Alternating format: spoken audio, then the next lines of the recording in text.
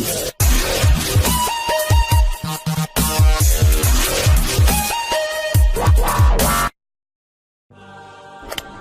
there. Subscribe to my channel and also press this bell icon so you can get latest video notifications. And this is absolutely free.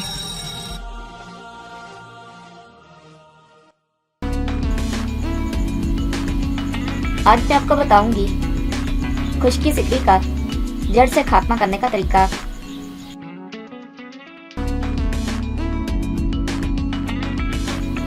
Disprin की 2 गोलियां कूटकर shampoo में डालिए और फिर इसे बालों में लगाइए। ऐसा नुस्खा जो आपकी जिंदगी से इंतहाई बड़ा मसला खत्म कर देगा।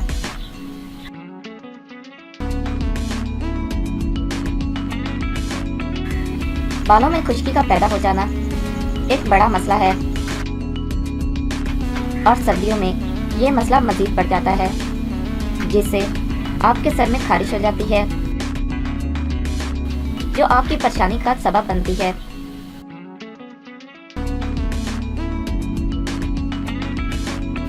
आज हम आपको इस मसले का हल बताते हैं,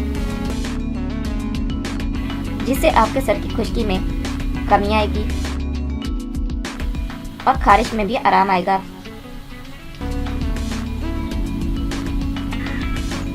बालों की खुश्की दूर करने के लिए डिस्प्रिन बेहतरीन दवा का काम करती है, क्योंकि इसमें सैलिसिलिक एसिड मौजूद होता है। यह खुश्की खत्म करने में काफी मददगार साबित होता है।